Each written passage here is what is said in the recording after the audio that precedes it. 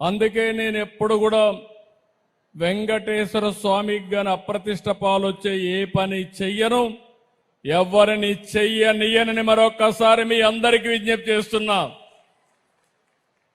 కలియుగ దేవుడు అనుకున్నప్పుడు, ఆ దేవుడి సన్నిధిలో మనం ఉన్నప్పుడు ఒక పవిత్రత ఉండాలి, ఒక పరిశుభ్రత ఉండాలి, స్వచ్ఛమైన ఆలోచనలు ఉండాలి.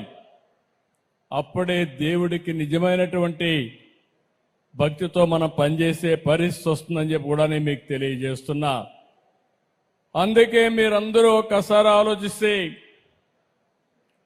నేను ఎప్పుడు పోయినా వెంకటేశ్వర స్వామి దగ్గరికి పోతే ఎప్పుడు కూడా క్యూలోనే పోతాను. ఇప్పుడు కూడా నేను ముఖ్యమంత్రిగా అక్కడ వెళ్ళను, ఒక భక్తుడిగా వెళతాను, ఒక భక్తి భావంతో వెళతాను.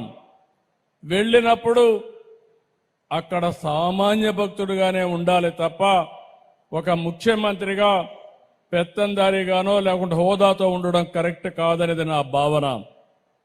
నేను వెంకటేశ్వర స్వామిని చూశాను.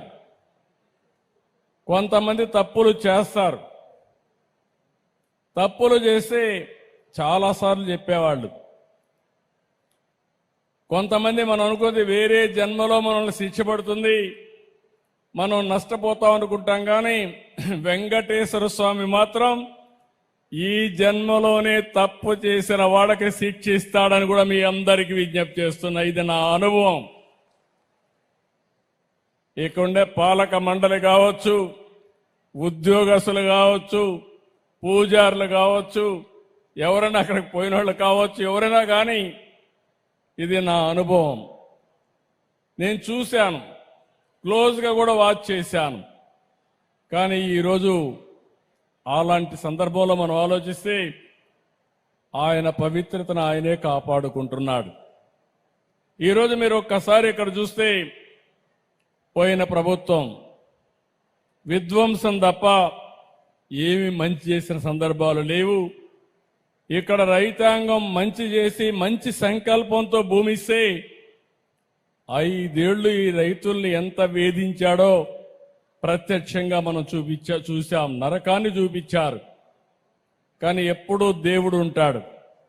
మీరు ఆ వెంకటేశ్వర స్వామిని నమ్ముకున్నారు.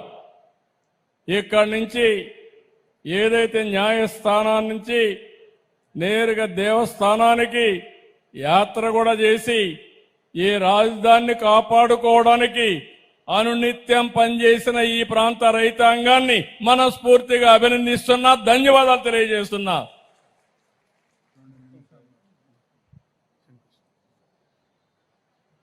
అదే మాదిరిగా ఈరోజు ఈ పవిత్రమైన దేవాలయాన్ని 260 కోట్ల రూపాయలతో దీన్ని పూర్తి చేస్తాం.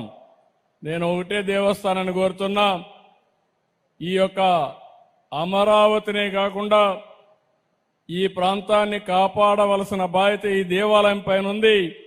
ఆ శక్తినివ్వాలి, ఎనర్జీనివ్వాలి. ఆ 260 కోట్ల రూపాయలు ఖర్చు పెట్టి తిరుపతి ఏ విధంగా అయితే ప్రాంగణం ఉంటుందో అదే విధంగా దీన్ని తయారు చేసే బాధ్యత, 2.5 సంవత్సరాల్లో పూర్తి చేసే బాధ్యత టీటీడీ తీసుకోవాల్సిందిగా మరొక్కసారి కోరుతున్నా. ఇంకో పక్కన ఈరోజు నేను ఒకటే ఆలోచించాను.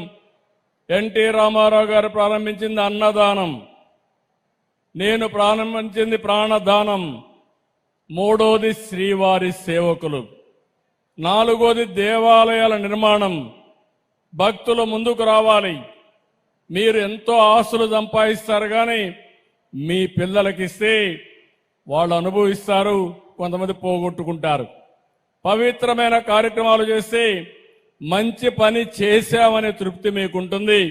దానికి ముందుకు రావాల్సిందిగా మిమ్మల్ని కోరుకుంటూ, ఈరోజు ఈ కార్యక్రమానికి వచ్చిన మిమ్మల్ని అందరినీ మనస్ఫూర్తిగా అభినందిస్తూ, వెంకటేశ్వర స్వామి మనందరినీ కరుణించాల్సిందిగా, దీవించాల్సిందిగా, అల్టిమేట్గా నా ఆలోచన ఒకటి, హెల్తీ, వెల్తీ, హ్యాపీ సొసైటీ. ఆరోగ్యం, సంపద, ఆనందం.